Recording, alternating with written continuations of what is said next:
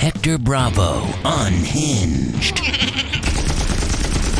Chaos is now in session. Welcome back to our channel's Warriors. We are still growing. Today, another banger for you guys, man. I got a guy by the name of Rupert who originally came from Jamaica, Ocho Rios of all places. Beautiful country, came to Southern California, grounded his roots, and has a whole life of experience we're about to dive in. What up, Rupert? How you doing, sir? Good. How about yourself, man? I'm doing well. Thanks for having me here today. I'm glad you're here, dude. How was the drive? Any traffic? No, it was smooth. It was smooth. That's good, dude. Yes, so sir. let's jump right into Jamaica. Yes, man. sir. Were you born there? Yes, I was born there. What city? I was born in St. Anne's, but from my memory, grew up in Ocho Rios, Uptown area, and there my life unfolded. Where is Ocho Rios in comparison to Negril and to Kingston? Like on the map. You know what? I could be honest with you. Couldn't even tell you that. Really? Couldn't even tell you that.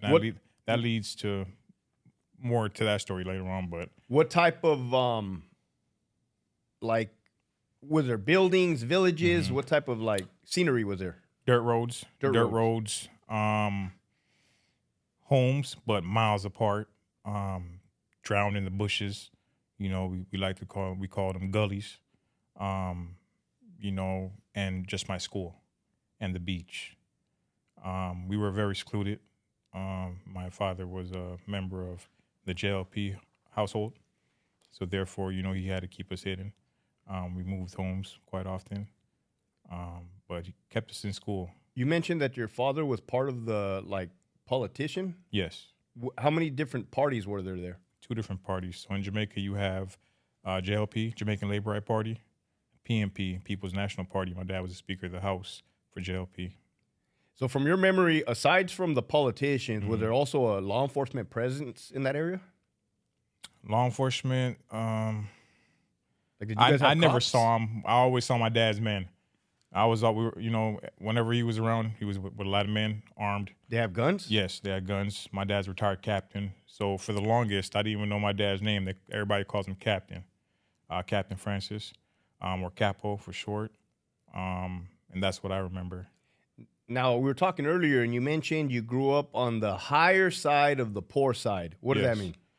Meaning we had a big home. We had a big home, but it wasn't really much in it. You know, my dad was always on the road, you know, elections or whatever he was involved in. He was always on the road. So I was always with a nanny. So I was just always in the streets, just gone. Was your mother present? No, she was here at the time. Okay. She was here in America at the time, known as foreign. You know, spoke to her very rarely on the phone. Didn't start living with her until I came here. Did you have siblings? Yes, I'm one of 13 kids. One of 13 kids? Yes, 8 girls, 4 boys. Same mom and same dad? No, my dad, I want to say, had his first child at 16. Okay. Had me at 41. So to give you But were you growing up in a household of 13? No, 7. Household of 7. When we came here, it was with the last 7. My dad was about 49, 50 years old. Okay. Your dad was a busy man, aside from being a politician. Yes, sir. And how many levels of status are there? Because you said, like, let's talk about like the poor, and then to the rich. How many levels in between? I don't think there's too many levels in between. There ain't? As I said before, you know, we had more, but now in retrospect, when I think about it, I'm like, it really wasn't anything. You know, I'm thinking back to a TV, you know, dining room set, bed. But at that time, you know, when people are living in, you know, the roof is a tin foil, you know, the sides of it is clay or whatever it may have been at the time. We were on top. Did you ever visit those types of neighborhoods, like maybe your friends or anything? Once we had to very hastily relocate. So that's the only time I remember going to like anything like less than the big walls I was used to. Then very shortly after that, we jumped on a plane and got out of there. Can you talk about, was there a specific reason? Yes, specific reason was this night in particular, 2 men came to try to kidnap my sister. My mom was actually there at the time, so she could actually attest to the story. myself, my mom, the nanny, and one other sibling, we had to pull her back in the home. They had her. They were trying to pull her out the window. So actively, we pulled her back in through the window, and we barricaded ourselves in my dad's room. Had an extra metal fence in there that we're able to lock. And then I just remember us just screaming. We're screaming for the, we had a caretaker. He took care of, like, he lived in the bottom house. We called it the bottom house.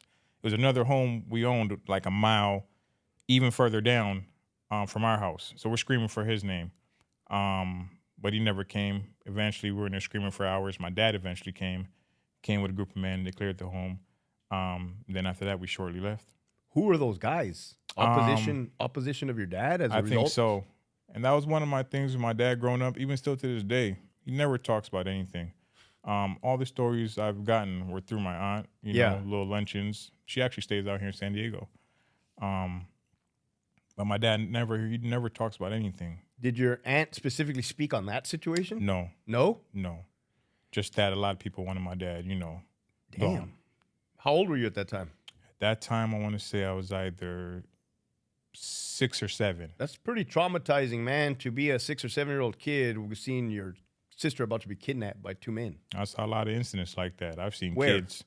One time in particular, walking to KFC with my dad, I saw a kid getting stoned in the street. KFC where? In Jamaica. I didn't even know that they had a KFC in Jamaica, man. If you're anybody, you're going to be eating in KFC. Okay. At that period of time, you had money. You know, it was considered like, you know, a fancy restaurant. What year are we talking? What year time frame? 1999. Damn, okay. Because I know shortly after we came here, that's when 9/11 happened. Okay. So, dude, to me, it seems like you were living well. Yes. Well over there. Yes. With the unfortunate threat of bad guys. Yes. You said what did you say? You saw somebody get stoned? A child, a kid. Not was sure. He buried? No, not buried or anything. I just saw it was like a homeless dude, and he was just throwing rocks at him. He was just throwing big boulders at him. And I remember, you know, tugging on my dad like, hey, look what's going on. And my dad just tugged me, come on, mind your business, let's go. Damn. Yeah. Damn, dude. Yeah. Now, what was that? Local town? Just local town. We had to have been somewhere in Ocho Rios. Headed to KFC when that happened. But a lot of incidents took place like that where, you know, you were just be quiet, you know. I remember a period of time where my dad, sorry, Pop, he took me to some lady's house. Later found out he was my brother's mom's house. And I was in the pickup truck. My dad was inside her house. I heard arguing. Something was going on.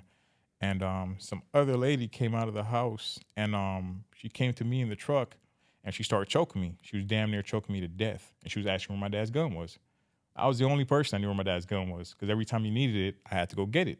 So could you imagine, you know, I'm a little kid, and I'm running with a big 45. I knew to keep it to the floor, finger off the trigger. And I would hand it to him. I knew where the gun was. Did I give it to her? Not at all. I thought I was going to die that day. Right. But I still had that level of loyalty. That's loyalty, even man. As a child. So, you know, I think now to my daughter, and I know that same loyalty exists in her towards me. Loyalty is rare, dude. Loyalty is extremely rare. You can't teach it. It's in you or it's not. Did you have to get your dad's gun numerous times? Numerous times, yes. He taught me to shoot. Did you ever see him use it? No. I've only seen him use knives, but we had livestock. We had pigs, chickens, goats. That was another thing, too, that was traumatic for me. I never spoke about. Just, you know, I used to play in the pig pen. Yeah. You know, these are my friends. Right. I was feeding them. You know, I was naming them. They'd break out. I'd go get them, lasso them up. And one day I saw my dad take them and string him up to the tree, right in the throat, slit his neck. And, you know, having to look at that and dissociate, like, you know, okay, it's a part of nature. It's supposed to happen. Looking back in hindsight, do you think that is an appropriate thing to do when you see a man stoning a child in Jamaica? Would you change anything, or looking back in hindsight? I would definitely change that. Although, as a child, I thought nothing was wrong with it. I just thought it was just, you know. But what about now? Of course. What would you do? Intervene? I would intervene for sure. For sure, it was a lot of things I would have intervened on. But, you know, as a boy child, you were made to just Is that how you carry yourself now through life? If you see something that needs to be intervened, you'll step up and do it? That's why I'm here now. And it sucks sometimes because it's Yeah. like, man, why do I give a fuck? Why do I care? Right. You know, because again, I understand nature. And unfortunately, some things, it's going to sound, it might sound, you know, crude, but some things need to die in order for There's no life crude, to bro. flourish. This is Hector Bravo Unhinged. You can say whatever you want, man.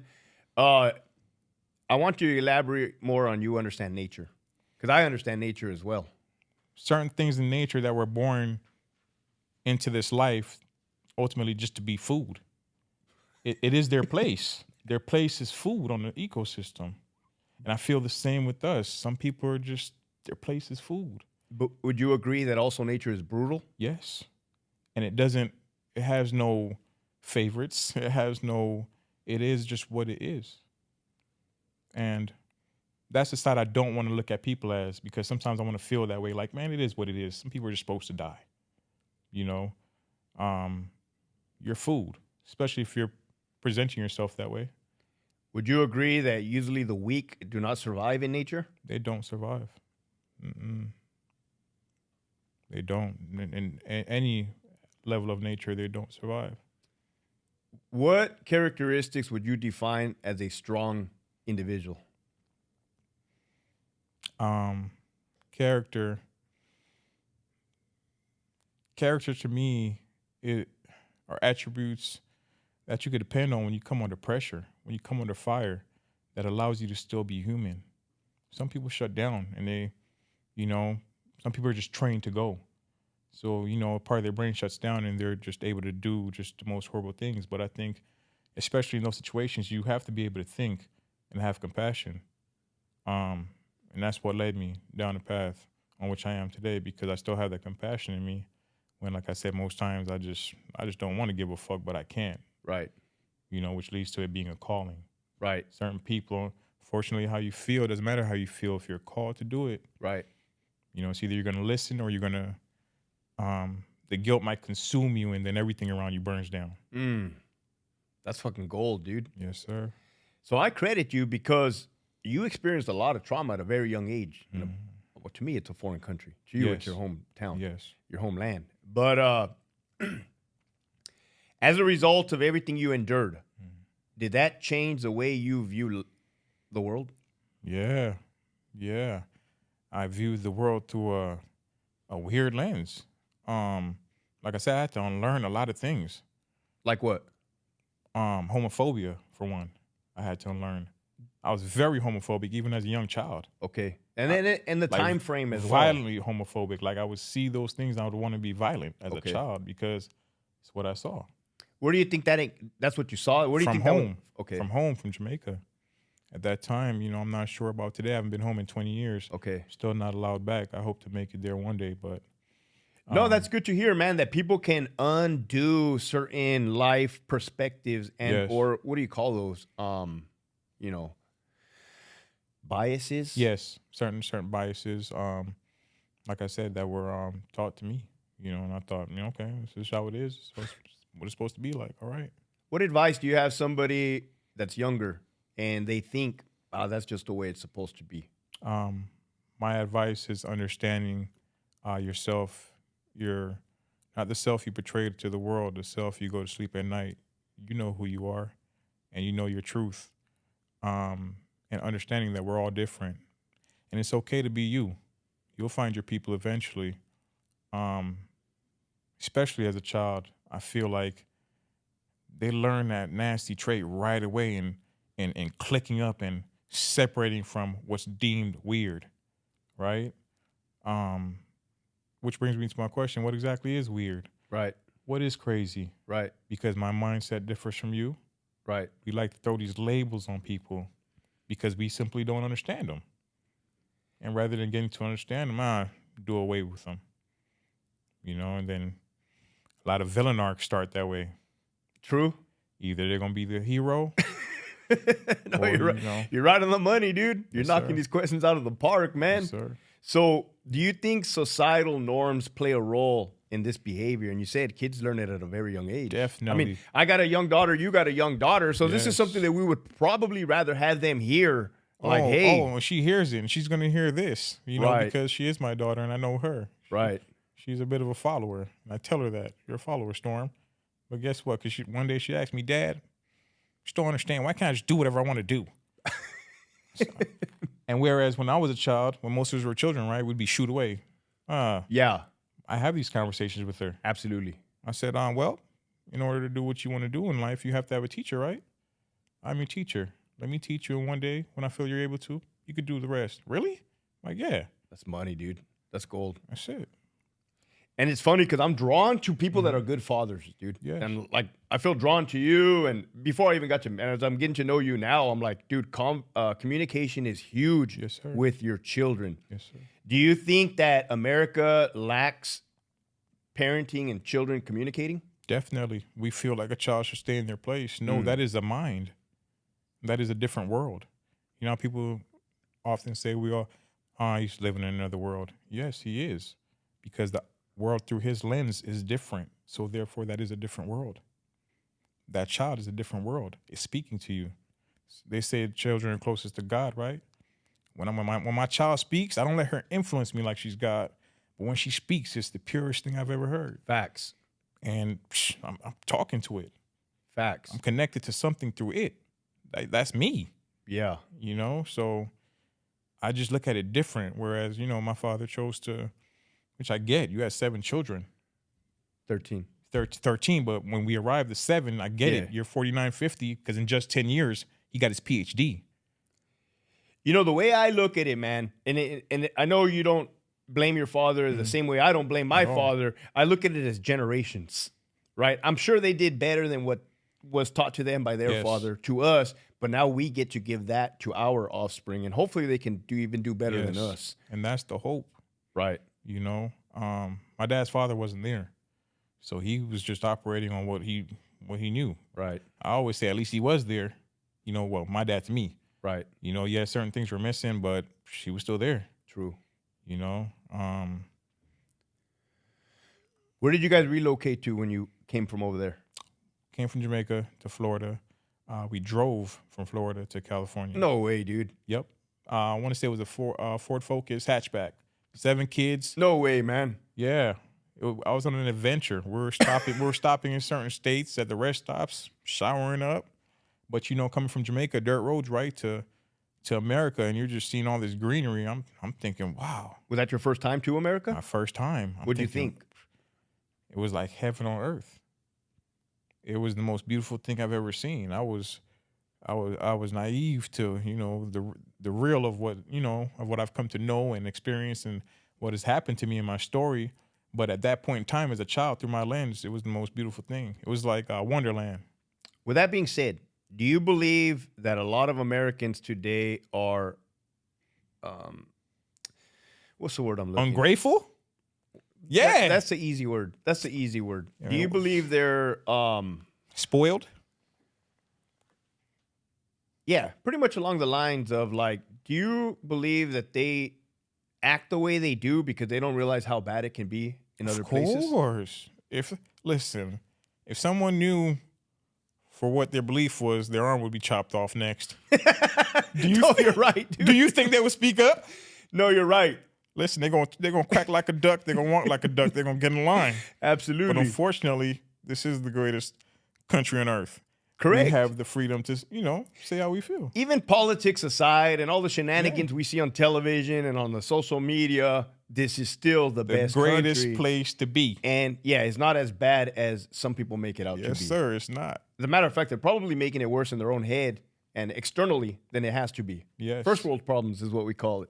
I'm telling you, that's why I'm glad to have had that experience. Right. And coming from where I come from, because I know. Oh, you're extremely grateful, man. I am grateful. I am American, sir. I wanted to ask you this outside, man. Do you have because you seem proud, though, of your Jamaican heritage. Of course. You can't forget where you came from. Do you have like a Jamaican flag like at your house or something? Sure do. I On bet my you wall in did, my man. room. There you go. Yes, sir. And that's good. Teach my daughter about it. She's like, Dad, I'm Jamaican, right? You sure are. That's awesome, wow. dude. And, you know, it's important. It's Right. important having pride in what you are. But, you know, at the end of the day, boots land on the ground here. No, they don't see no Jamaican flag. They see American in front of them. Right. So, you know, I get get in line as an American. Dude, I respect the shit out of that, man. Yes, Being sir. former military, because I understand, man. It's a calling. It's Yes. patriotism to the Yes. country, Yes. right? Doesn't matter. I mean, my heritage comes from Mexico, Yes. but at the end of the fucking day, I'm American, dude. Yes, To sir. the end, Yes, sir. Thank you for your service. to the bloody end. Thank you. And sometimes, you know, most people don't want that, but I think still they they're fear there. it. I think they fear it. What is fear? Now Right. we have to break that down. What exactly is fear? I've come to find that it is my friend. You need fear in order to survive. Nature gave us fear in order to survive. Custom motto. You are extremely experienced, man. How do you view fear? That I need it.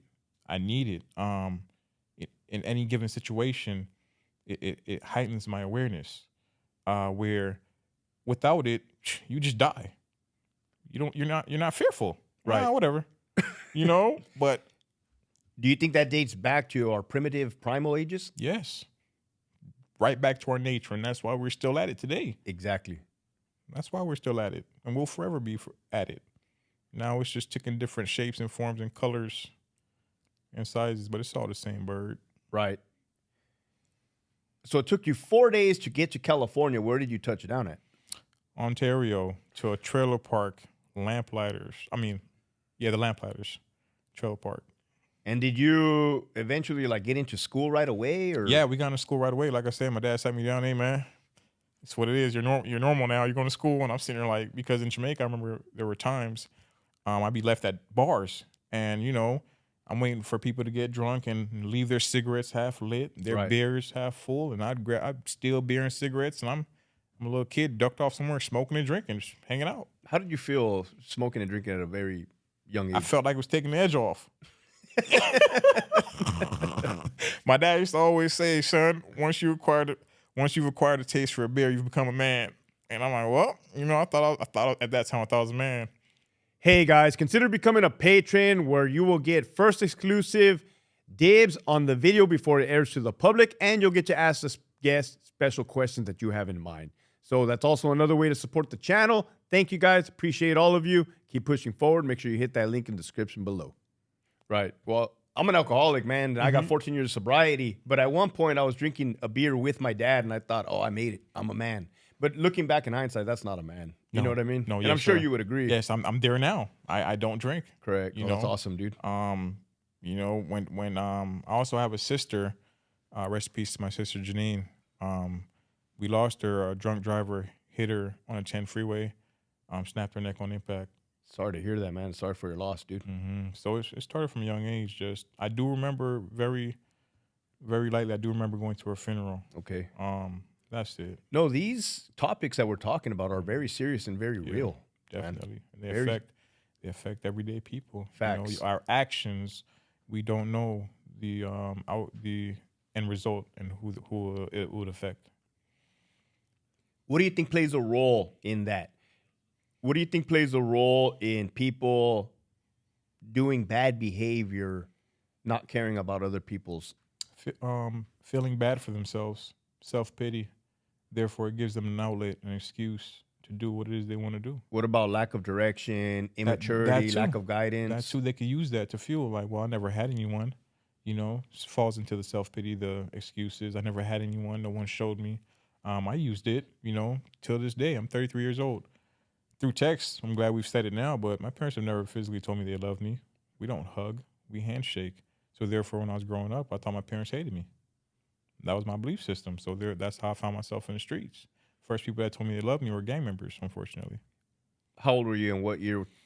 I was about 9 or 10, 5th grade. In Ontario? You know, in Rancho at this point, I was in the streets. I was Rancho Cucamonga. Yep, we went to Rancho from Ontario, moved to an apartment, and there started hanging out with the Crips, man. The Crips. Yes, sir. All right. Well, this is where this story's going to get juicy, man. Because I didn't even want to bother to ask you prior, Yeah. right? And I'm like, all right, cool. Let's get to talking. Yes, sir. So, youngster, Rancho Cucamonga, the Crips, man. Yes, what sir. kind of set were they, or what was their names? So these group of gentlemen were coming from all over LA, Pomona.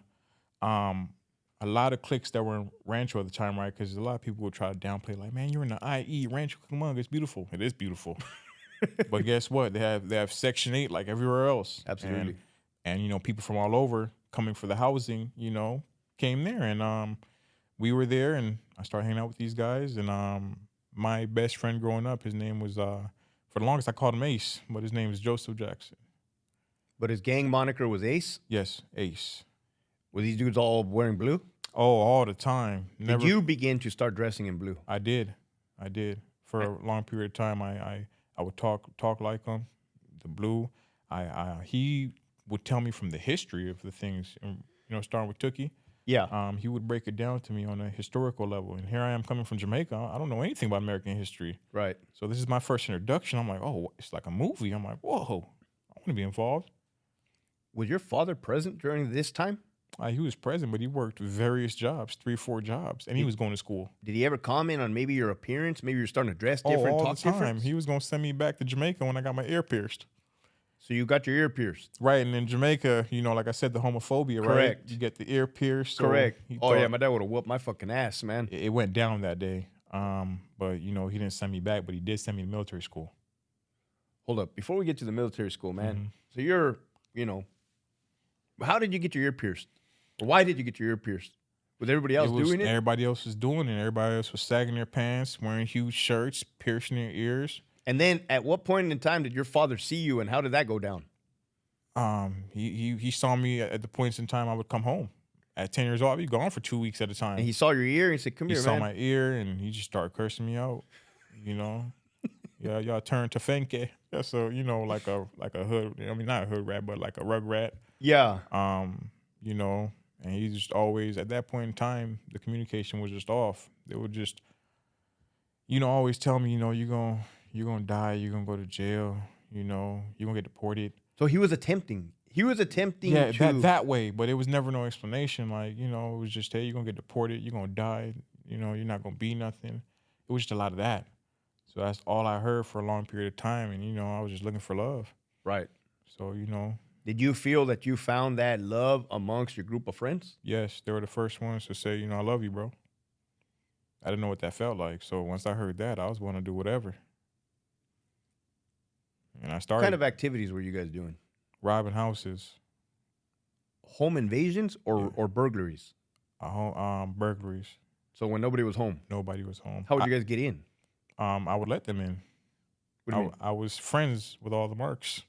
No fucking way, dude. I could dive into any world, Right, right, My dad always had us reading and writing, right. so I was very articulate. Holy shit, man. This is getting interesting because right before you said that, you mentioned like, hey, people do things without caring about hurting other people. Yes. So you were definitely in a different mindset at that time. Definitely. I was thinking completely. What were you thinking during that period of time? Coming up? These guys, no, I didn't even care about coming up. I didn't care about any of that. All I cared about was these guys love me. I'm gonna show them that, Wow, dude. Yeah.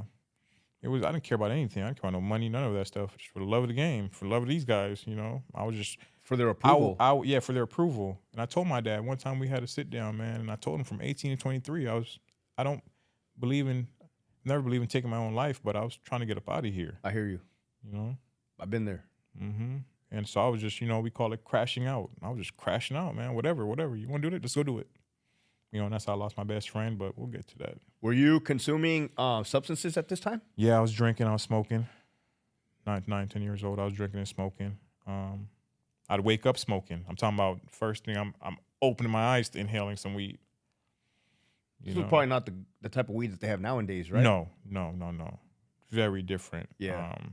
Stuff nowadays, I couldn't even tell you, man. Exactly. People don't understand. It's crazy. People don't They got get like it. crystals and shit. It's fucking weird. And people think it's natural. So are you going to school? Are you dropping out? Are you? No, I'm still going. Skipping school? I'm still going. I'm still showing up. I'm at school fighting. Raising hell. Who are you fighting?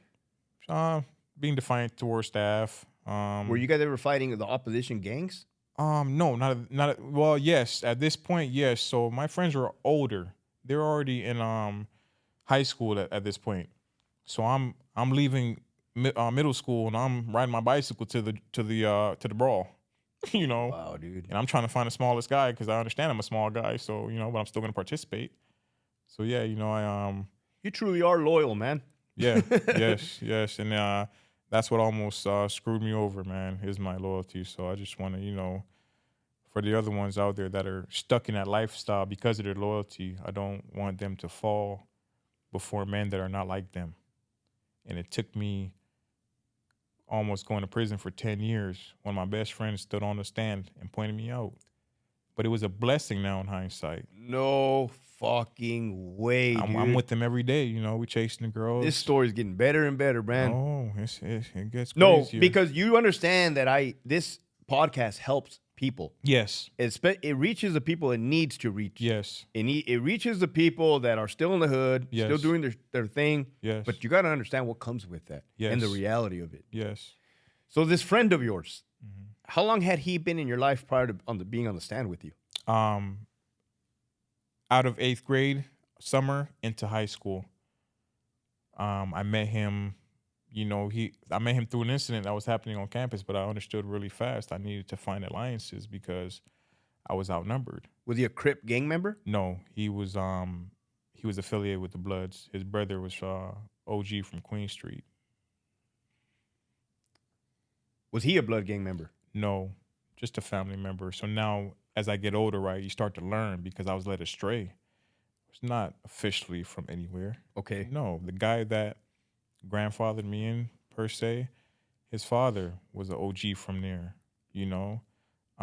So he felt like he could do that. But as I got older and understood politics, who gave you that green light? Right. Right? So stopped talking to him for a very long time because I really felt like betrayed. Like, bro, I didn't know anything about this lifestyle, and you got me coming onto it like goofy looking, like, I didn't know if it was authentic or not. Right. I never knew if it was authentic or not because here I am in the IE and your family's from Inglewood and you're telling me that's where I'm from. And as you get older and you start to, you go into jail, you're starting to rise through the political system, and you're realizing, hold on, what? He didn't have the authority to do that. Right. So I was able to pull my head out my ass from all of that. But we'll get to that too. Yeah, we'll get to that, man. So did you get any, because you got a lot of tattoos, did you get any gang tattoos on you? No, never did. Well, that's a good thing. I understood that that would be a telltale sign. Right. I understood a lot of the guys were getting stopped. Their bodies were being searched. I understood a lot more than these guys because I was reading and writing. I was more articulate, but Yeah. I suppressed it. I hid it because I wanted to fit in. I talked like them. I walked like them. But in actuality, I was never like them. I was more, I guess I was a hybrid, I was like a super nigga, you know what I mean?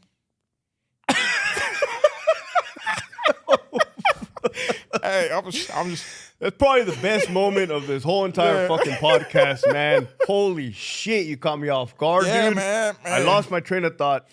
I tend to do that, man.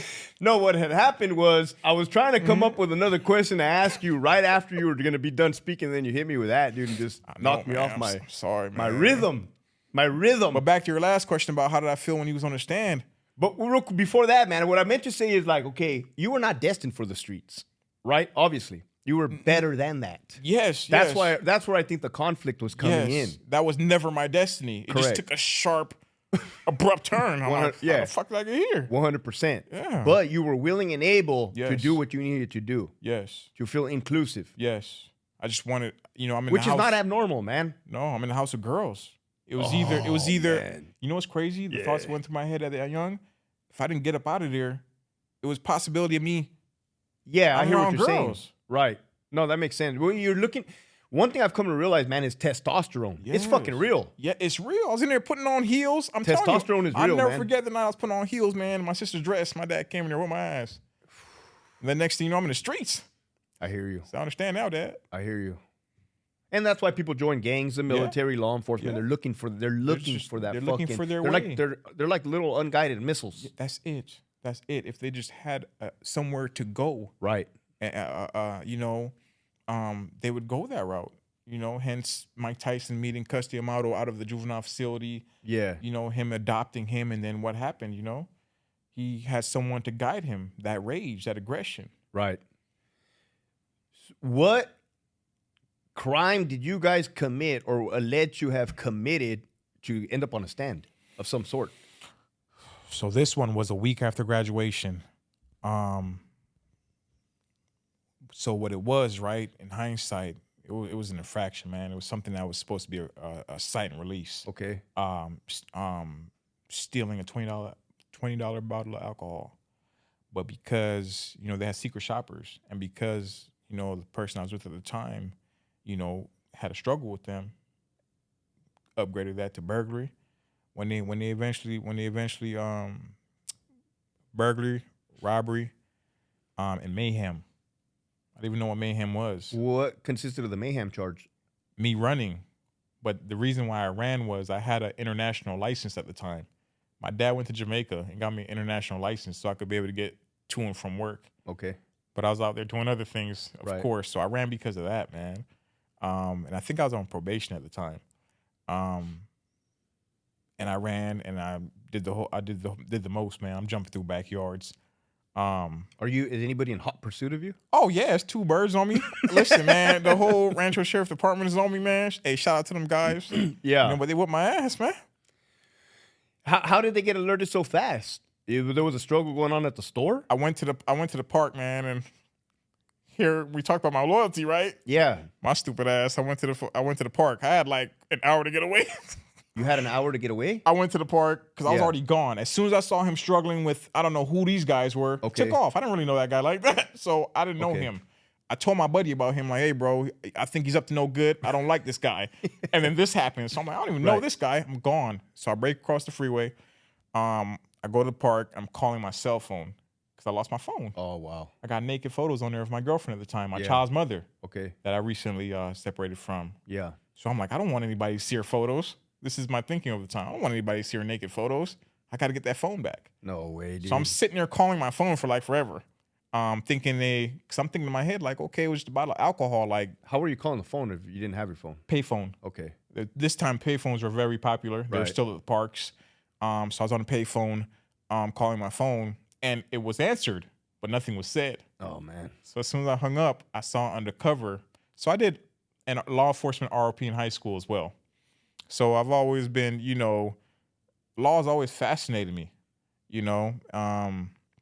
So I noticed that there was an undercover in the park.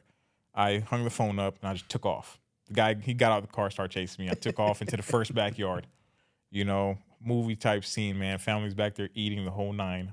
I'm busting through that backyard. I get to the other home and I bury myself in some bushes. I'm thinking, all right, man, I'm out of breath. Let me try to hide now. So I bury myself. I forget about the, the infrared? Yeah. That's how they got me.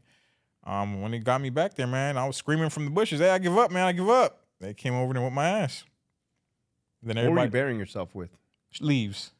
We have a similar story, man, that I have yet to speak on the time that I buried myself with some dirt. But I was also on the run. But this is how it turned to where I was like, how were they able to do this to me? I was intrigued. I didn't get bitter. How were they able to do this to me? I want to know. How they were able to catch you? How they were able to. These officers, these deputies that day when they caught me and brought me back to the Vons, they didn't know what to charge me with. I didn't understand it at the time when they were conversating with each other. Well, what are we going to charge him with? Right. I didn't understand at the time that they should have cited and released me regardless of. Correct. The guy laughed. I throw the book at him. Fuck. I didn't understand what the book was. Okay. Felony robbery, burglary, mayhem. 3 felonies at 18, a week out of high school. They sent me down to West Valley with. In hindsight, do you believe that your race had anything to do with it? Of course. No, honestly, do you believe they were thinking especially in Rancho, yes. Like pretty much just fuck this dude, throw the book at him? Yes. That's crazy, man. Yes. That's unfortunate. A child at that. But I'm starting to see the system for what it is. Yes. And it's unfortunate, but even so, I still, like I said, I didn't become bitter. I said, I want to know what they know. Right. So, I fought it. I took a deal. At first because here I am. I didn't physically take anything out of the store. I was just a lookout, right? I didn't do anything, but I was trying to explain to my father, I can't like turn around and tell on this guy. I can't. Right. He didn't understand that side of things, He didn't? He didn't understand. Okay. The no snitching, right. We're all bravado about. I said, I can't tell on this guy. I said, it's cool, man. Don't worry about it. Just let me take the hit. Let me ride this out. You told him that? I told my dad this. My dad was like, you stupid motherfucker. Oh, yeah, right. Yeah, my dad was cussing me out. And I was sitting there thinking I'm a gangster and shit. I'm like, Dad, come on. Just let me take the hit, man. I'm good. Where is the other guy during all of this? So this guy that actually did it, right? Correct. He's sitting next to me. This is how I knew he was going to tell. He was like, so at the time, they called me Tyson. He was like, Tyson, how much time you think we going to get? And I knew he was going to tell. I said, fuck, man. And it wasn't that he was going to tell. He was going to blame it on me. He was? Of course, I knew this. He's a juvenile. He's 17. Okay. So I know he's going to get hit on the wrist. So I'm telling him, take your charge. That's what I'm sitting there telling him. Hey, it's your charge, bro. Like, you know, you're a juvenile. So I just turned 18. I already understood what was going to happen because I went to juvenile hall. So, and they was telling me all the time in juvie, like, hey, you don't get your shit together, you're going to the big house. Absolutely. So fast forward, I'm sitting there like, oh, shit, I'm going to the big house. Hey, bro, take your charge. Yeah. Take your charge. You're 17. They're going to hit you on the wrist. Nah, man. And they separate us. And I had another guy that was with me, the one that I told you I felt led me astray because he grandfathered me onto a gang. That, from Inglewood. Right. So the deputy, he did show us love. He made sure we got a house together. So Where did you West guys? Valley. West Valley. West Valley. Were you guys in dorms or cells? Dorms. We're in a dorm. I didn't know anything about politics. GP dorm? General population, regular gang members, different races? Different races, yes. Okay. So that was my introduction to the 18 years old. 18 years old, a week out of high school. Right. Damn. Like, yeah, let me take this, Dad. You know, thinking I was doing the right thing. Like, I'm And they charge you with freaking felonies. Yes, 3 of them. One Dude, stuck that is because so I eventually, wild. Yeah, I took a deal. You took a deal. I took a deal to get out on time served. I felt at that point in time when I took that deal, I remember it was a brief visitation with my dad after I got transferred to Atlanta. I'll never forget crying to him because I told him, I said, you know, I'm in here doing things. I have no choice. Right. And I'm afraid, like, if that's asked of me, I'm going to do it. Correct. And I'm telling him I'm going to do it. I don't want to do it, you know, but I'm going to do it. If that's, you know, if it's either me or them, I'm doing them. That was my thinking at the time. So he refinances the house and bails me out like 60, 70 G's, man. But not everybody has that opportunity. At all. Correct. So some people in there. What advice do you have to current young gang members that don't understand what they're going to get into themselves into once they get incarcerated and they're going to be asked to do things that they have to participate in? Whoever you are, not with that gun, without it, that's the person you're going to have to depend on if your fortune destines you on the inside. It's the toughest way to find out you're not that person. Unfortunately, I was doing very well, and that's what scared me because I realized, oh, I was never faking the funk. I'm really like that, right? I'm thinking it's a rite of passage. Correct. But it's still the wrong thing to do. Boy, how wrong I was. Right. It's the worst thing to do. Right. There's no life in that. There's no life in that. 2 things are promised, jail or death. Facts. You know, and that's where you find out that you have no friends. There is no love in the streets. True. There's no honor amongst thieves, truly. There's no honor amongst thieves, man. I know huge. you know that, Lieutenant. I know you saw him in there huge. singing all day. That's huge, man. There's no honor, and that's what they fail to realize. Their little gangs they're running around with, who's the one that's going to tell? Who's the one that's going to get touched? Were you actually in a courtroom when this dude told on you? Of course. What the hell did that go down like? Like oh, this? wait, he fucking pointed? Yeah. The dude went all out, man. Would Listen. have thrown him a block of cheese. Listen, you know, and still I can sit here today and say rest in peace to that man. He's no longer living? He's no longer here because of some things that happened with his brother's gang, and they kidnapped him in Azusa. Wow, dude. And they found his body in Azusa Canyon chopped up. So I'm not sure what they were involved in, but I know that he got nabbed up behind that. Rest in peace to him. Nobody deserves to leave the earth that way. I still, you know, it was kind of my fault in a sense because when these things happen, I know I could look back and be like, damn, multiple red flags you ignored, right? I was able to see that, and I took accountability for what I missed. You know, whereas the culture deems it, no, you know, you got to kill a snitch or all that weird stuff. Yeah. Nah, man, I forgave him. So what psychological changes happened when you got snitched on in a freaking courtroom? Or like the blinds lifted out of your eyes where you can see shit for what it was? Yes, man. And it's been a painful experience ever since because now I see shit for what it is. Right. You know, they say love is blind. I'm no longer blinded by these things. I see it for what it is. And, you know, my dad used to always say, once somebody shows you who they are, believe them. believe him, and but because of love, we make excuses. Well, no, this, that, and the other. No, believe that person. Now, was that one of the pivotal turning points for you to want to change your lifestyle? Not right away, but I say like probably 6 years after that. I just thought at the time, I played the system. I'm getting away with it. I'm back out here in the streets. Okay. Still running rapid, doing my thing. It wasn't until I lost two of my best friends to street violence. Damn. Yes, my best friend Britton was shot 10 times in front of me. I held him as he died. Talk to me about the events of that incident. He was a truck driver on the road. He had just came off the road. We're gonna go drop his dog off to his girlfriend's house up in Hesperia. My first time ever up there. I'm underage at the time, but I'm armed. I always kept a gun on me. So I wasn't old enough to get into the bar, so I stayed in the car, and he went to the bar, and he was in there drinking. So at some point the bar lets out. The guys in the back, they wake me up, or whatever. I get out. I start sitting on the hood, just watching the parking lot. Some guys come out of the bar. They're kind of talking loud. They're rowdy, and in all honesty, like, it wasn't even about the gang stuff. A lot of the times, now I realize I was just in pain, man, and I just wanted to put some of that on somebody else. So therefore, that's where a lot of my issues came from. So I started something that night. Words were exchanged. Guy took off running. But it was kind of like that takeoff, like, okay, I got something for you. So all right, my gun's in the trunk, right? I'm taking off the other way. But Britton takes off after that guy. So I'm looking over here where I'm looking at my weapon. I'm looking at Britton. So I chase my bro. I chase my boy. I'm running behind him. They're fashioning me. We get to this gentleman's car, and I'm stuck in between the doors. So this is the door right here. I'm on the other side of the car door. Britton's on this side of the car door. They're fighting. The guy's digging. He's digging as they're fighting. The next thing you know, I see flashes. Just gunshots go off. Britton drops. I drop with him. He turns the gun on me. Gun jams. He jumps in the car and takes off. I'm telling him it's gonna be okay. You're gonna be good. He's grasping for air, and took his last breath in my arms. Yep.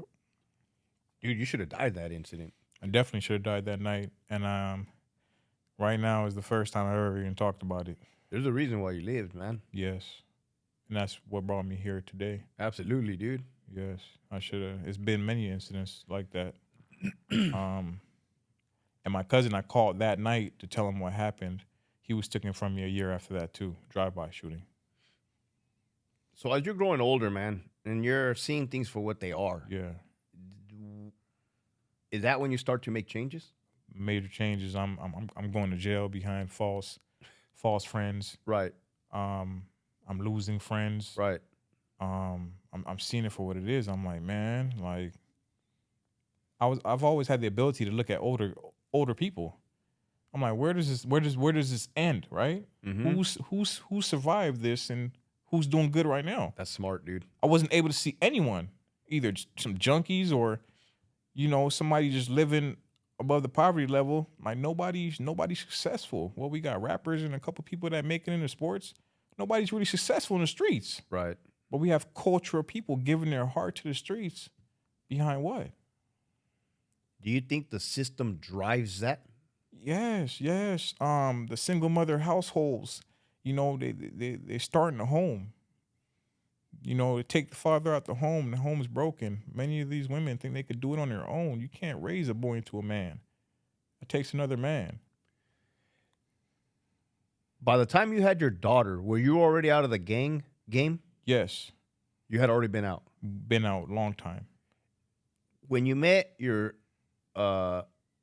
daughter's mother, were you in the gang game? Yes, I was deep in it, but she drew me out because I fell in love. Okay, that adds to my theory, man. That every girl wants to fix a broken Of course. boy. Which leads me to believe why you and I are no longer with our baby mamas, man. They feel like, what they say, a reason, season, or a lifetime. She came for a reason, and and that's how I was able to A reason, a season, or a lifetime? for a lifetime. I've never heard that, dude. But Yes, that makes sir. sense. And she came for a reason.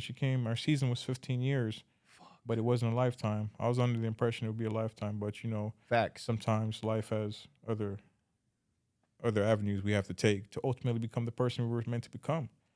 We can't avoid it. So you make these changes, man. You become a father, right? What was your feeling like when your daughter was born? What emotions did you feel? I think I felt emotions like truly for the first time. You think well, I'm thinking I know love. Right. Never experienced it till I held my daughter.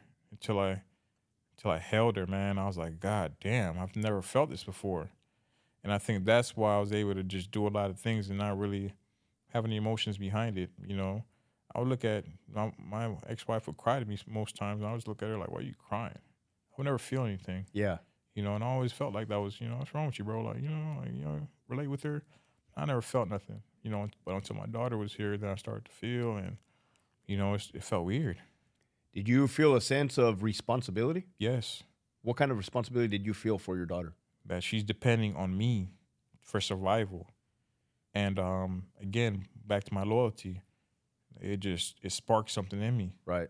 And every single waking day. Now, during that period of time, what role did you feel a mother had to play in the dynamics of a family? Turning the house into a home. I don't necessarily believe in gender roles, right? Dishes need to be washed, and you've had a long day. I wash the dishes. Correct. But in terms of nature and nurture, right? From the beginning of time, this is just how it was. Nobody told you to stay in your place. You had a place, but nobody told you to stay there. I just felt like it was a natural role. Women, look at civilizations of before, man. Women were really holding it down. They couldn't go to war, do what they did without, the backbone to what they were doing it for. And that was the woman.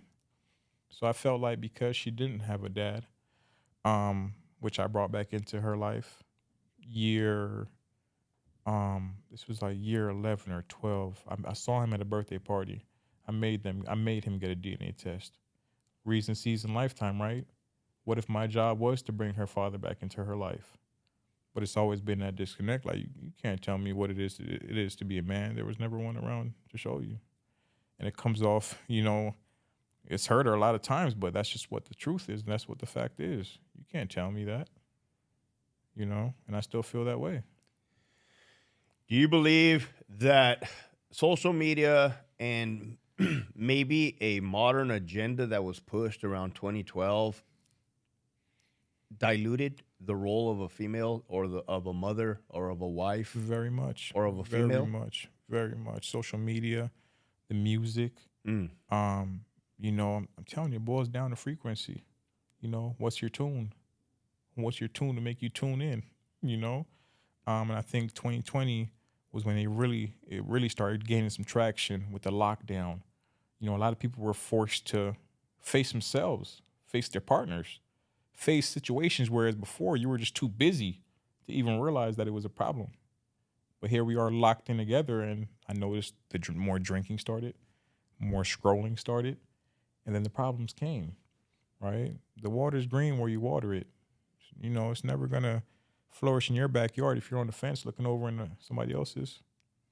And I feel like because I understand that, because it got to, want to go on more vacations. I want to do this, I want to do that. And I'm sitting here like, okay, well, get a little job then, help out the family. Yeah. Next thing you know, I'm homeless. You are? Yeah, I was homeless for about 5 months, yeah. Just recently, yeah. Did you ever reach a point where you were working your ass off for the family? Yeah, I worked multiple jobs. I was working side gigs. I was working. And maybe you weren't valued or appreciated? I felt that way. Aside from that, and I don't know your personal story, but do you feel also maybe they were bringing you down? Or they just weren't contributing? Just weren't contributing.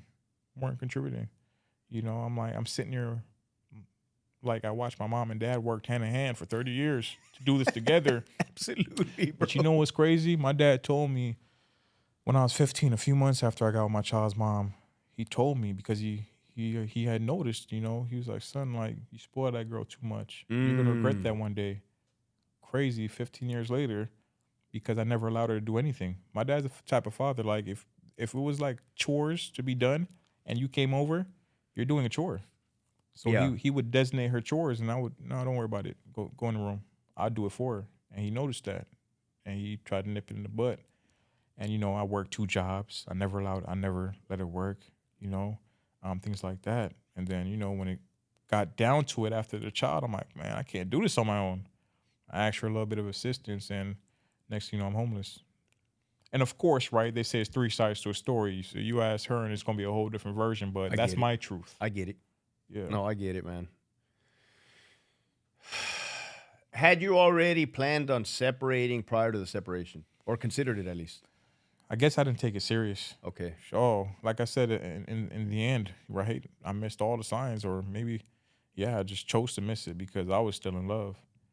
But unfortunately, I feel when women check out, it's different, you know. I was, you know, I'm thinking for better or worse. Like, you know, I never believed in marriage. I married her. Never believed in it. My parents been together 30 years, no marriage. You know? So I figured, oh, she's pregnant. You know, it's the right thing to do. Well, that's probably why they lasted 30 years, man. Because there was nothing to it. It was just Well, I'm just saying, I feel once a girl gets married, it's just like, oh, I already checked the block, I'm out. Exactly. It's a bucket list. Correct. You know, and if it wasn't like that fairy tale type thing, then it's like, you know, a lot of women down here feel they're meant for more, and it's harsh saying it, but you know, some people aren't meant for greatness. Some people are just meant to survive. And I think a lot of people, it's a tough pill to swallow. They want to taste that life, and it's like, you were never meant to. I hear you, dude. You know, there's nothing wrong with that. How devastating was it separating from your daughter? Man, still to this day, right now, I still feel pain in my stomach every day, man. Because to go from her waking up to you every single day to now understanding what's going on, right? Per week or 2 ago, she's crying, Dad, you broke my heart. You know, why aren't you here? And she's 8. What do I tell her but to keep a fake smile on my face? You know, I want to cry every time I talk to her. So sometimes I don't even answer her call. You know, because we're both going through it, and I feel her energy, you know, down to the frequency. And I don't think her mom sees what she's doing to her. Oh, she sees it, man. She sees it. That's my thoughts as well. I don't like I said, I don't know her. I don't want to speak negatively. Yes. But I am in the same exact shoes that you are in, dude. Because it's our legacy. They want to hurt us through our legacy. But we can't let that happen, because my dad would say, I could teach, I could show you better than I could tell you. So this is me accepting this pain is gonna teach her down the line how to deal with that pain. Because she's gonna go through it some more. Right? I felt like my dad never showed me how to navigate these waters. Things I feel. I told him, man, I feel something in me, man. I don't know why I feel it. 5150 runs in my family. My sister has her PhD. She works in a psych house, and we have some very interesting conversations. She'd be a great. Yeah, plug her in, man. We have interesting conversations. Yeah, and it boils down to the fact that, you know, what's the difference between us and somebody that's lost it? Nothing really. We're all one bad day from losing our shit. But what keeps us waking up every day wanting to say, you know what? Let me give it one more go. And that's why I'm still here. I don't know what it is. But sometimes I hate it, man, because I'm like, before my daughter, man, I didn't want to be here. I didn't care about any of it. Ran my credit up. Didn't care about any of it. I thought it was a waste of my time. So this is stupid. Why am I just going to go through all this pain for what? Why do you feel it's important to be present in your daughter's life and to establish that foundation? Is it because you don't want her to grow up a certain bad way, or you want to show her the role of a father and of a man in a woman's life? A little bit of both. Okay. I don't want her going up the bad way, because unfortunately a lot of the girls, you know, I grew up with, what was the common thing amongst a lot of them? No father. Daddy issues. Right? I don't want to leave her that way. And also I want to show her, you know, okay, one day if you do want to choose a mate. I'm like a magnet for toxic girls, man. Listen, that's how I've always felt, man. I'm like, damn. But I've always had the, you probably have always had the ability to help them in some way, shape. Oh man, yeah. I mean, fuck. I think we've done more than we've taken from them, or so they think we've taken from them. I think we've done more good. I know I have. Listen, she doesn't have to give me my flowers. I know what I did. Yeah. Your father wasn't there during a pivotal time. Yeah. True. True. I reminded you of your worth. True. Damn, dude. That's solid right there. Come on. Yeah, and I'm asking you these questions more so out of a place from my experience, man, because I'm actually like want to know what you do, you know what I mean, in your situation, because this is new to me as well. Yes, and it's just new every day. And there's a lot of men out there in the same situation, dude. Let me be the one to tell you that their marriage or their relationship split, and now there's custody issues. You know how many men I hugged during the COVID era, man? I was working for FedEx. So I got firsthand look at the community, at 30-year marriages. I had men just coming out to check their mail, spilling everything to me. Damn, dude. The random mail dude. And I would sit there and listen. Yeah. Because at the end of the day, who listens? Who listens to men? Right. In a society where you're told to take it on the chin, you're a man. You're supposed to be able to take this. No, we're not all the same. We all handle it differently. How important is it for men to seek mental health treatment and speak about their feelings? Well, coming from a person where today is the first day I've even taken that step. Oh, I commend you for it. I've always felt like I'll get to it. I've always put it on the back burner. I have more pressing issues, but honestly, we are the business, right? If you don't take care of yourself, who's going to run the business? Damn. I'm asking you a serious question. Are men allowed to have emotions? I think we are. We are, but society has made it to where, we get critiqued for having emotions. But honestly, I think that's where true power comes from, is having that compassion. Facts. But also being able to drop that rod if you need to. Yep. And those are the marks. That's what I learned from my dad. Do you believe maybe a lot of mental health issues in the United States today, and maybe worldwide, stem from men not thoroughly living out their primal needs and, eating unhealthy, being like a bitch to their spouse? Yes. Or, being second to their spouse? Yes. It stems from how were they raised. For example, the Hispanic culture, right? From what I've seen, because when I got here from the 5th grade, I dated a Latina from the 5th grade to the 9th grade. I left her for my child's mom. So I've always been in long relationships. Yeah. And from what I've seen, it's either the boys are being babied and the girls are being treated more like masculine, like, suck it up. That's what I saw. But the boys, the women, oh, my poor baby, come here. Yeah. So therefore, now they get older and a lot of the wives run the show. Not just them, various cultures, communities. But from your perspective, should wives be running the show? From my perspective, like I said, I feel you're my backbone. Without you, I can't walk, but you have to be behind, right? You have to allow me to take my place, to lead this family. And I don't, is it biblical, right? Is it spiritual? Is it from the beginning of time? Yes, I feel more so spiritual. This is, more so spiritual. It's how it's been. If it's not broken, why fix it? Type thing. I don't know. We've just gotten to a place in society where it's just too much us versus them versus us, women, men, black, white. On every level, it's just fighting. It's chaos. Who wins? In a situation like that, who wins? We don't win. Nobody wins. And that's the truth of What the about matter. politicians? Of course. I was going to get to them. Oh, they're winning. They're still winning. They're still collecting their checks. They're still fighting in front of us, but behind closed doors, cheersing and high-fiving. And absolutely, it's a show.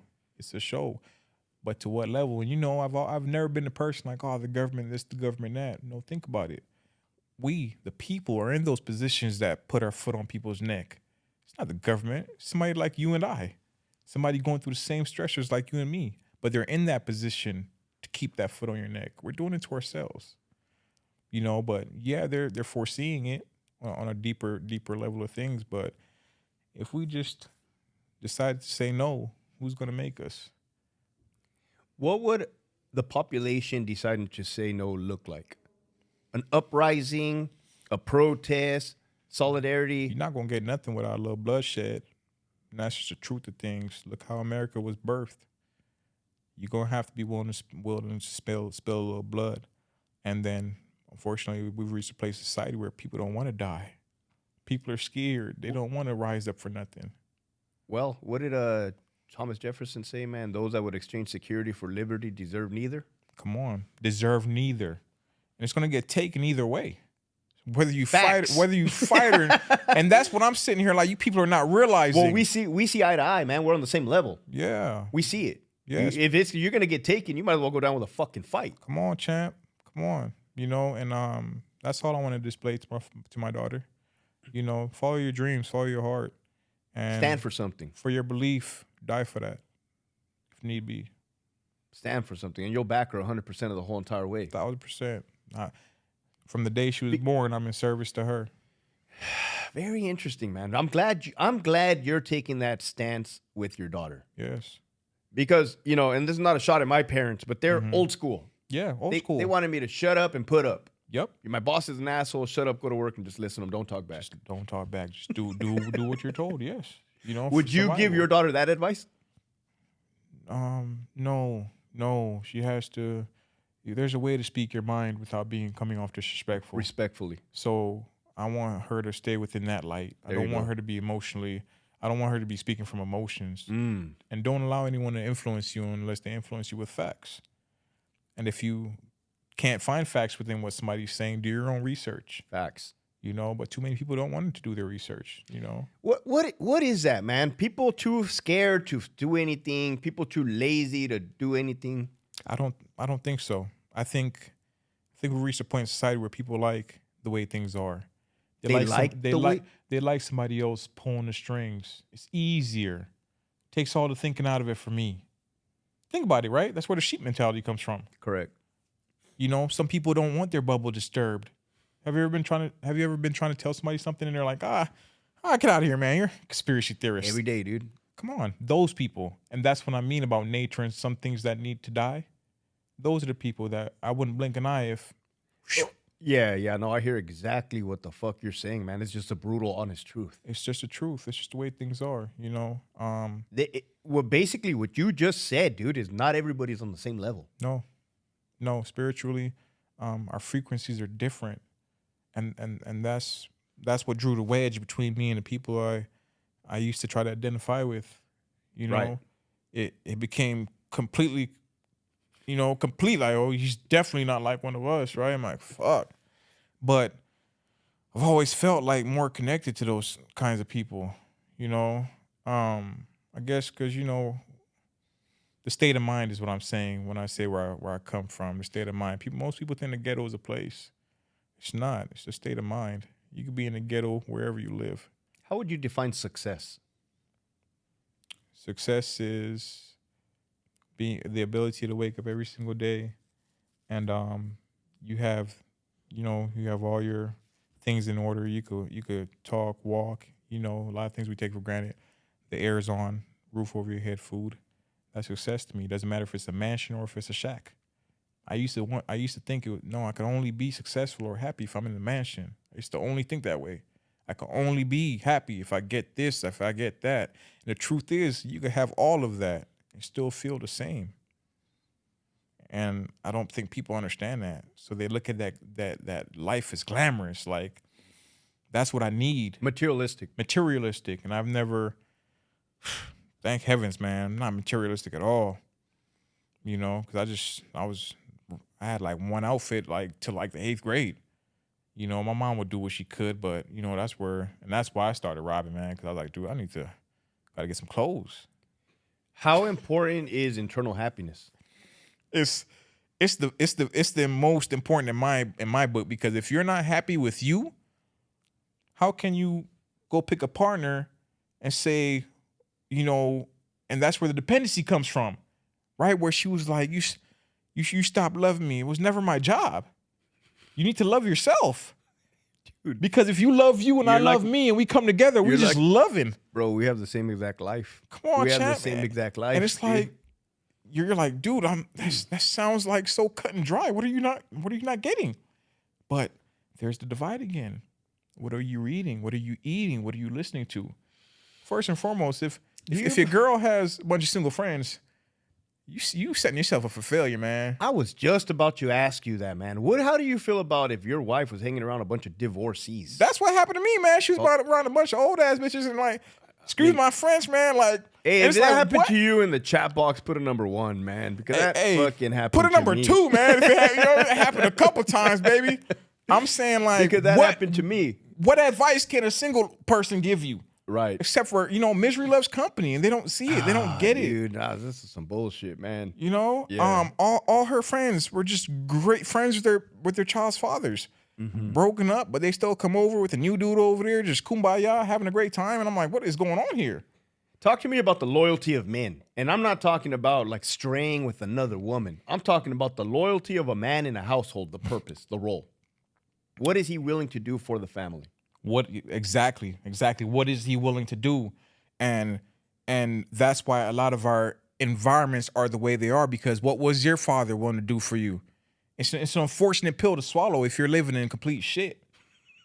For real, right? You know what I mean? Just nothing but same thing, just the gang out front. Dad's nowhere to be found. Dead somewhere, whatever the case may be. But if he would have been there, you got to understand, you wouldn't have been that person. Your life would be a lot different. That's how important the father's role is, especially to a young boy.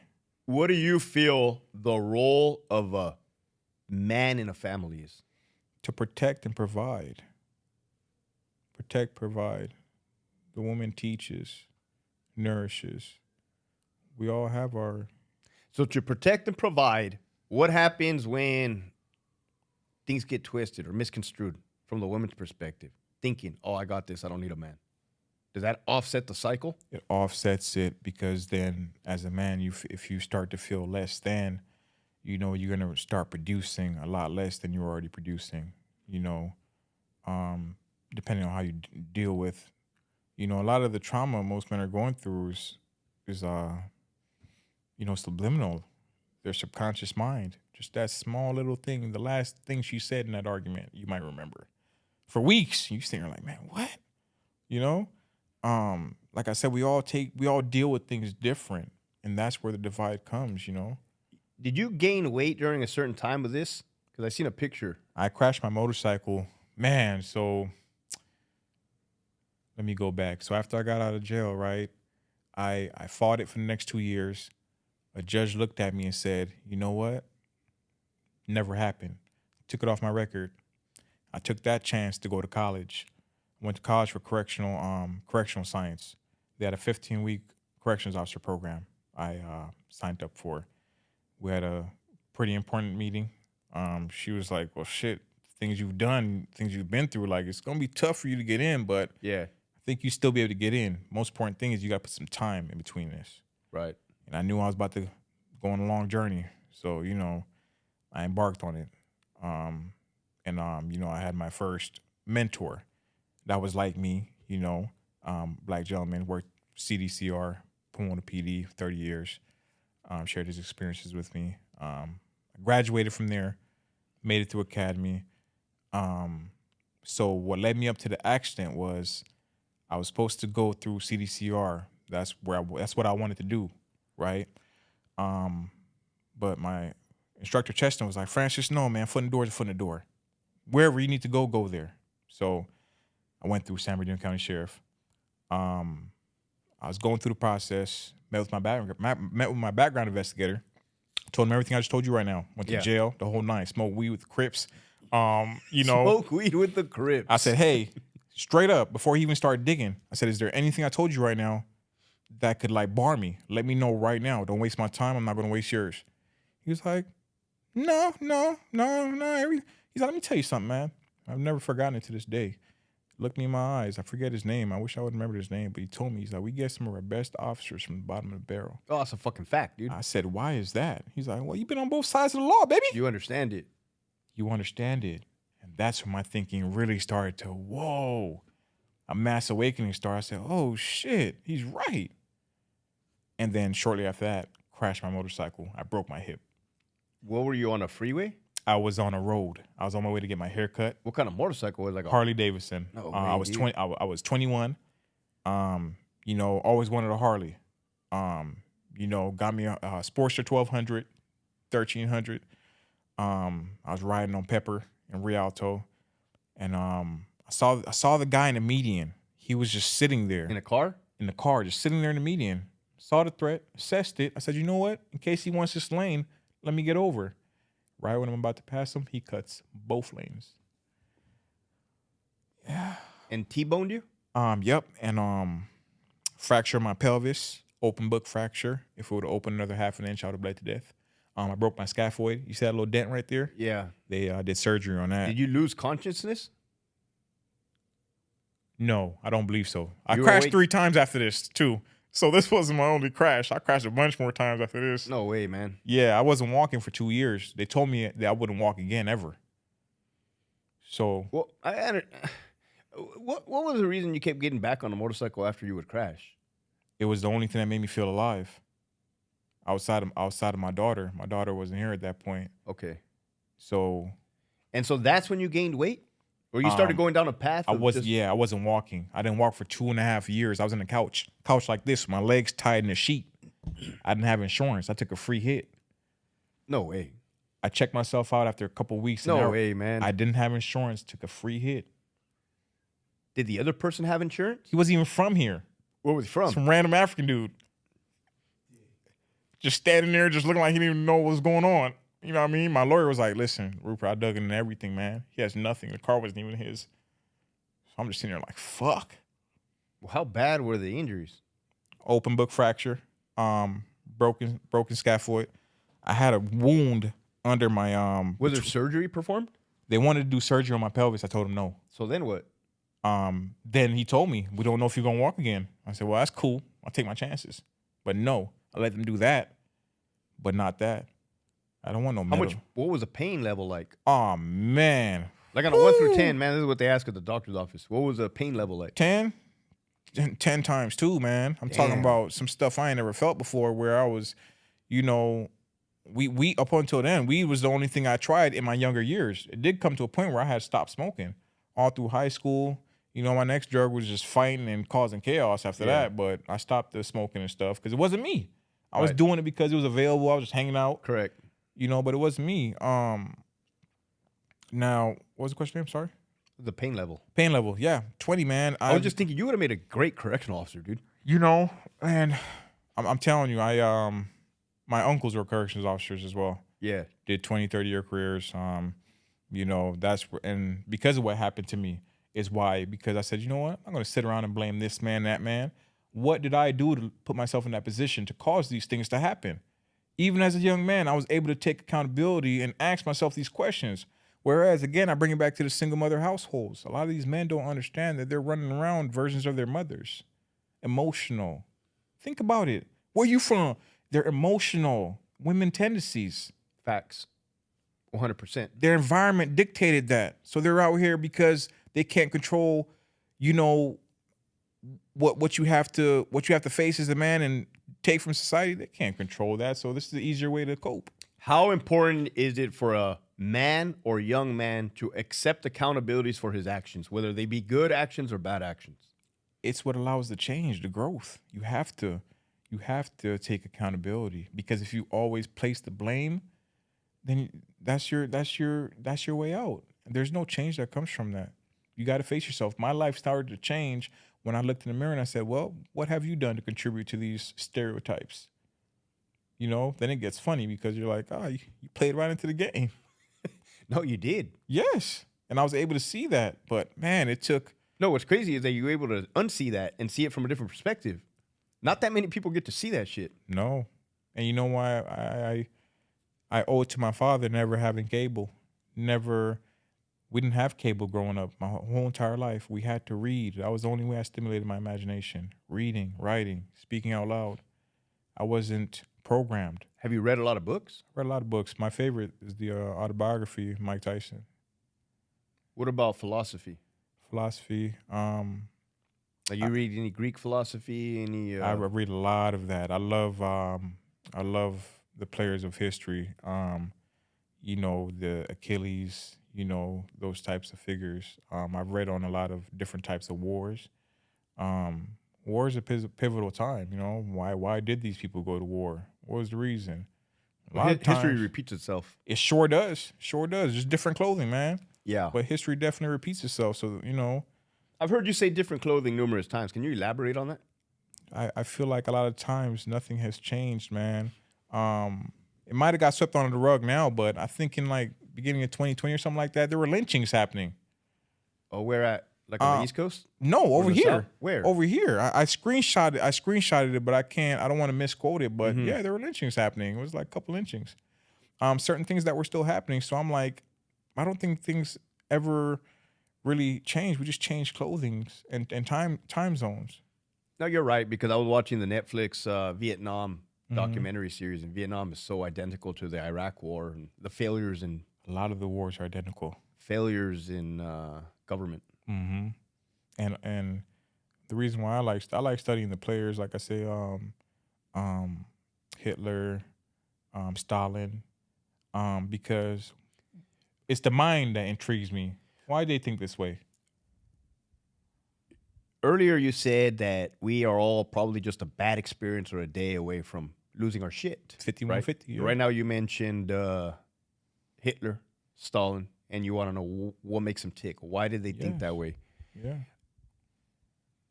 I've seen some YouTube interviews of Charles Manson, right? I've watched a lot of his. And Charles Manson actually sounds like a very intelligent man. It draws me back to my question again. What exactly is crazy? Do you believe that the government views those individuals as threats because they cannot be controlled? They cannot be controlled. They cannot be programmed. Threats in regards to gathering a following. And it doesn't take much. People might think it takes much to take back power. It doesn't take much. And there, through history, you've seen certain figures knocked off. Martin Luther King. Malcolm X. And the list goes on and on and on. You think I'm trying to become a martyr? Hell no. I am. For people refusing to, again, like I say, some of these people have to go in order for that change we want to see happen. Right. I know that within my own community. These people on the corner, some of them got to go. Yeah. If the purge was ever legal, I know what I'm doing. So you said you worked at did you say you currently work there in a psych ward? Yes. As security? Yes, and I feel at home. How many clients or customers approximately? They're like hundreds of them, 20 of them, 10? Hundreds, man. Hundreds of them? Hundreds, man. Working in an environment of mentally ill or quote unquote mentally people, do you see that maybe there's a mental health issue in the United States of America? Of course.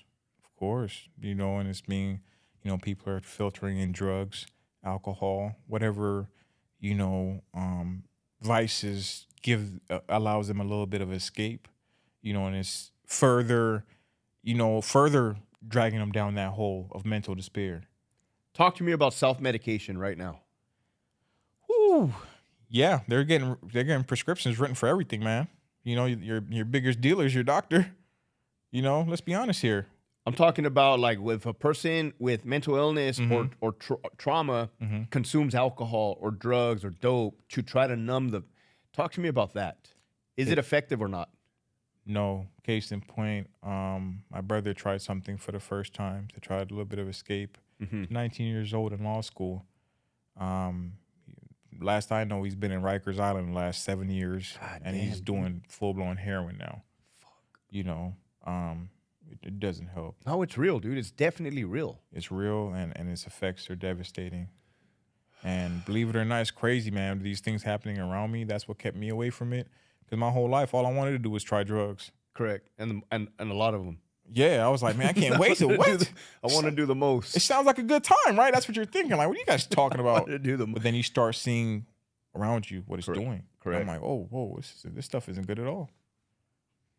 Yeah. What is the answer, man? What is the answer? Because I'm trying to find the answer to this problem that is staring us in the face. I mean, we're in downtown San Diego right now. You got homeless people. Yes. We see where the problem is coming from. We see that government is funding it. Yeah. And that is not a conspiracy theory. No. That is actually fucking fact. Yes. And proven. Yes. What is the answer? What is the solution? Answer has always been within us. It's got to be you. You have to find that salvation. You got to look yourself in the mirror. Ask yourself this question. When was the last time you looked into your eyes? When was the last time you had a 5-10 minute stare into your eyes? What do you see? I do that periodically. And that's why I fight in a cage. I know what I see. Do you like the person that you see in the mirror? I don't, but I know I need them. Neither do I, and I agree. I know I need them. I see it the same way. Yin and yang. Correct. The good wolf versus the bad wolf. You see? I can't be good without him. So I use MMA as my escape. Are you afraid of the man that you're capable of being? Yeah. Yes. Me too. There's no place in society for someone like that. Right. Right? So it takes men like us that assume the good guy role to face true monsters. I don't believe we're assuming the good guy role. I'm feeling that we are naturally Yes, in sir. the good guy role. Yes, sir. However, Yes. if need be, we can always fall back Absolutely right. on what we have to. Absolutely right. Definitely well put. Yes, sir. And that's how I've always felt. Again, I'm like, man, why? I feel like I've been called to serve. Don't want to, but I'm like, I've always felt like I've been called to do it. You're right on time, dude. You're right where you need to be right now in this exact moment, dude. Yeah, and I feel it, man. I feel the energy of it all, and I'm just like, damn. Sometimes I just don't want to, man. It's easier to just cop out and just, But that's not the way. It's That's not the the path. way. It's not the path, and I know that, and that's what keeps me every day.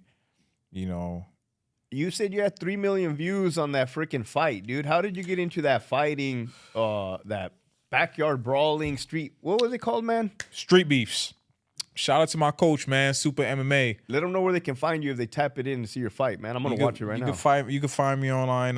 Vegeta Black versus Fair Play or Wild Goose. There you go. My coach, Batiste Mansouri, he's been involved in the MMA scene for 20, 30 years, man. Yeah. Heavily involved. Not sure if you heard of Tatiana Suarez. No. Well, she's a traitor.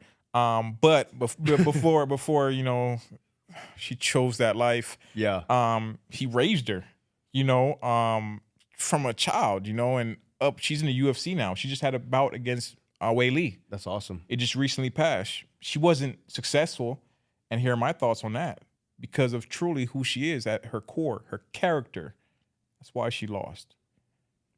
You know, she's not a good person at her core. So, but we'll get into that later on. But he's Coach Sean Strickland. Another piece of crap. A lot of these people can't, like, you know, somebody that bites the hand that fed them at any point in your time in your life, you're a piece of crap. It's like I'm sitting here with you one day right now, right? And you turn around and you stab me in the back. Stab me in the back, And I'm like, damn, Rupert. you thought see we were what I'm boys. saying? Like, Yeah. it doesn't matter. It doesn't Right. matter if I lose contact with you from Exactly. here on out. No, I still owe you that loyalty to speak good on your name. Facts. We dude. had good interactions. There's Likewise. but these people you see, but that's why their careers are going the way they're going. But okay, I'm sorry, I'm getting off track.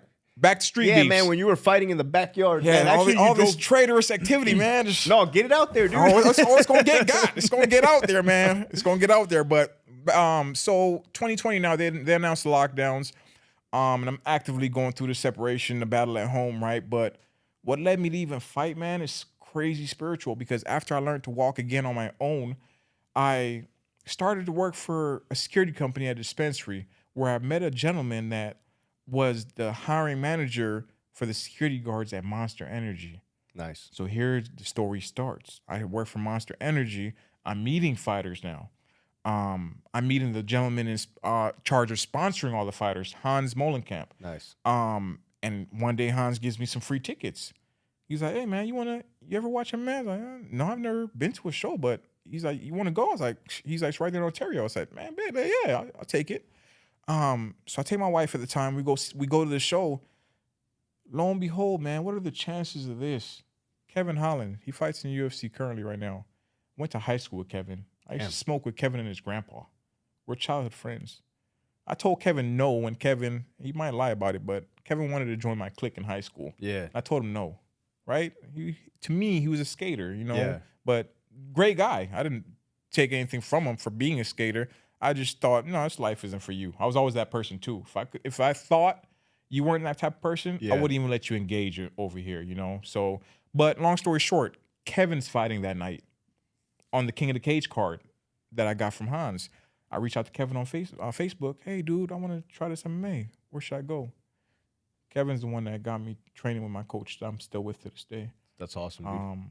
But fast forward 2020, things are on lockdown. My coach mentioned street beefs. He's like, I want you to stay active, man. I don't want you to get like no ring rust or anything. I think you should compete. I was like, I never heard of it, but I'll check it out. Start watching the fights online. I'm like, oh, damn, it's right up my alley, man. I could do this.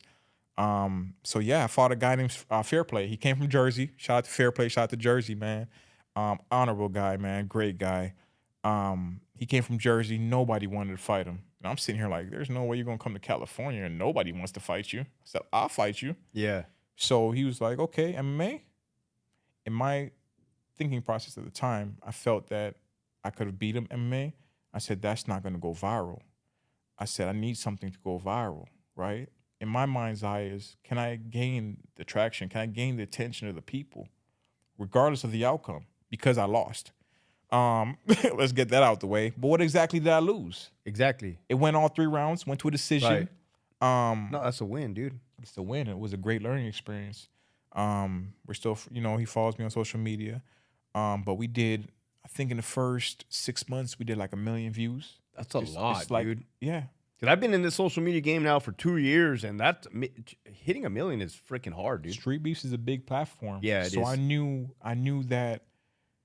So the numbers are there, but you still have to be like, you know how all these guys be complaining about money they earn and stuff? That's their own fault. Think about it. Right. They're boring. What makes you want to watch any of these guys? I like watching Nate Diaz fights. Because he has personality. Yeah. That's Stockton, man. Right. You know what I mean? Yeah. He has that California personality. Yeah. Kevin's doing well. They call him Big Mouth, that California personality. Yeah. You know, shit, you from California, we gonna talk, man. Facts, but dude. A lot of these guys, they're, you know. Real quick, now that we're on the topic, and I meant to bring it up with my last guest, is that a lot of people probably have a misconception of people from California. Think all those liberal hippies, man. Is it really like that over here, or are there some solid dudes? It's some solid dudes, man. Listen, they don't call this the West Coast for no reason, man. Hey, coast with me, man. It's a lot of culture here. I was look at the product. I'm a product of this culture. Yeah, dude. You know, before Nipsey Hussle passed, man, I had the honor, man. Thank you, Jesus. Shout out to my cousin. His portrait is on my back. He's the one I lost after Britain. Okay. He took me to Nipsey when he was dealing out of his trunk. So to see what he built to, awesome, dude. You know, because all those neighborhoods are connected, and I owe my life to Brandon because Brandon was the one that opened my eyes to the stupidity I was trying to get involved in. He took me around to different neighborhoods, and he showed me like how real reputables from those neighborhoods lived. Yeah, you know, I'm causing chaos in IE, but these guys, this is their reality every day. Yeah, it's no joke. It's no joke, and I'm forever grateful for him for showing me that. Because in a sense, he saved my life. So you still train MMA? Yes, it's been 6 years. Oh, that's what's up, dude. Since my wife, that show, she looked at me and she said, if you took this serious, yeah, this would be nothing to you. And it's like, I think that was her mission. How I brought her dad into her life. Yeah. I think she brought my mission to me with this MMA because I've lost a lot behind it, including her. And the day I started out, I knew that was a possibility, but I was willing to accept anything. What future goals or aspirations do you have for yourself in your life? My future goals and aspirations, I do want to go to law school. I think it's one of my dad's only regrets. Like I said, in just 10 years, at 49 years old with 7 kids, he went to his PhD here, became a professor. He taught English and psychology. But one of his regrets was law school. He said, yeah, if I would have just had the time, I would have done law school. And the thing is, I'm not really a school person, but I've always been smart. I tried to suppress that, my intelligentness. I'm smart. I suppressed it to try to fit in, you know. So it's something I know I could do. Absolutely, dude. Yes, I can see that 100%. That's my long-term goal. But my goal for right now is to embark upon this mission and to talk to the kids that are in the positions where I was and tell them that it does get better. It doesn't matter what environment you've been birthed in. You know, diamonds are in the muddiest and shittiest conditions. You know, survive. You'll shine again one day, but you can't use this as an excuse. If you can give a final message to the youth out there, what would you tell them, man? Don't use your position in life at the moment as an excuse. Weaponize it as energy. Use it to guide you to the next level. Different levels require different versions of yourself. Don't quit on the you right now. The pain, unfortunately, how bad it might feel, is for a reason, and it's gonna reveal you to your higher self. But you got to hold on in order for that to happen. Yes, sir. No man steps in the same river twice, where it's not the same man, it's not the same river. That's truth. That's what it reminded me of, man. Yes. Your different stages of life is going to require a different level of you. Yes. Fuck, dude. Well, I want to thank you, man, for that experience. I knew this was going to be a banger, bro. I knew this was going to be awesome, dude. And that was just from the minimal. I mean, we hardly talked before barely meeting up, nothing, dude. man. It was just like I was telling you, it was random how I was just sitting there scrolling through the explore page, and it just was in there. And I said, let me click on that. And now we're here. That's God, dude. That's Now we're God, here. man. Yes, sir. So once again, Rupert, thanks for coming out, man. Yes, sir. Pleasure Thank having you for having guys me. here. Thank you Cool. for having me. Appreciate you. Wow. There's all that experience and knowledge you can't get anywhere else except here. So if you like what you saw, make sure you hit that subscribe button. Love you guys. Keep pushing forward.